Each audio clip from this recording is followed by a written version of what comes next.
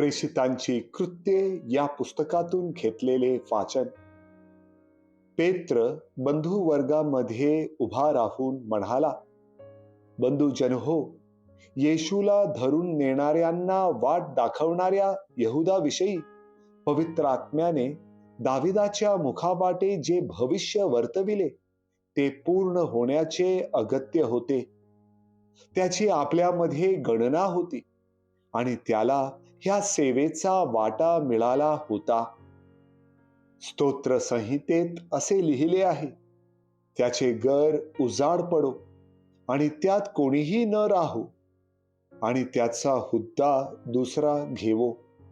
म्हणून योहानाच्या बाप्तिस्म्यापासून तर ज्या दिवशी प्रभू येशूला आपल्यापासून वर घेण्यात आले तोपर्यंत, म्हणजे तो आपणामध्ये येत जात असे त्या सगळ्या काळात, ही जी माणसे आपल्या संगती सोबतीत होती त्यांच्यातून एकाने आपल्या बरोबर त्याच्या पुनरुत्थानाचा साक्षी झाले पाहिजे. तेव्हा ज्याचे उपनाव युस्त होते तो बरसबा म्हटलेला योसेफ आणि मथियास या दोघांस त्यांनी पुढे आणले. मग त्यांनी अशी प्रार्थना केली, हे सर्वांची हृदय जाणणाऱ्या प्रभू, हे सेवकपद आणि प्रेषित पद सोडून आपल्या जागी गेलेल्या यहुदाचे पद ज्याला मिळावे असा ह्या दोघांपैकी तू कोण निवडला आहेस ते दाखव. मग त्यांनी त्यांच्यासाठी चिठ्ठ्या टाकल्यावर मथियासची चिठ्ठी निघाली. तेव्हा त्याला 11 प्रेषितांबरोबर गणण्यात आले. प्रभूचा शब्द. देवाला धन्यवाद.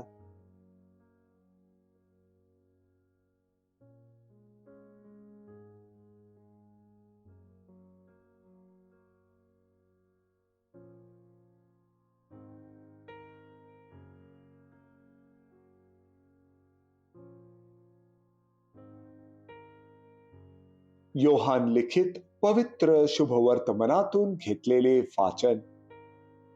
येशू आपल्या शिष्यांना म्हणाला, जशी पित्याने माझ्यावर प्रीती केली तसे मीही तुम्हांवर प्रीती केली आहे. तुम्ही माझ्या प्रीतीत राहा. जसा मी आपल्या पित्याच्या आज्ञा पाळून त्याच्या प्रीतीत राहतो, तसे तुम्ही माझ्या आज्ञा पाळाल तर माझ्या प्रीतीत राहाल. माझा आनंद तुम्हामध्ये असावा आणि तुमचा आनंद परिपूर्ण व्हावा म्हणून मी तुम्हाला ह्या गोष्टी सांगितल्या आहेत. जशी मी तुम्हांवर प्रीती केली तशी तुम्ही एकमेकांवर प्रीती करावी, अशी माझी आज्ञा आहे. आपल्या मित्रांकरिता आपला प्राण द्यावा ह्यापेक्षा कोणाची प्रीती मोठी नाही. मी तुम्हाला जे काही सांगतो ते तुम्ही कराल तर तुम्ही माझे मित्र आहात. मी आतापासून तुम्हाला दास म्हणत नाही, कारण धनी काय करतो ते दासाला ठाऊक नसते, परंतु मी तुम्हाला मित्र म्हटले आहे, कारण जे काही मी आपल्या पित्यापासून ऐकून घेतले ते सर्व मी तुम्हाला कळविले आहे. तुम्ही मला निवडले नाही, तर मी तुम्हाला निवडले आणि तुम्हाला नेमले आहे.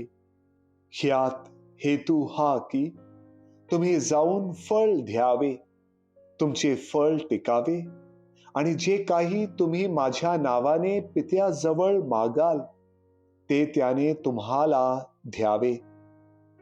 तुम्ही एकमेकांवर प्रेम करावे म्हणून मी तुम्हाला ह्या आज्ञा करतो. प्रभूचे शुभवर्तमान. हे प्रभू येशू ख्रिस्ता, तुझी स्तुती असो.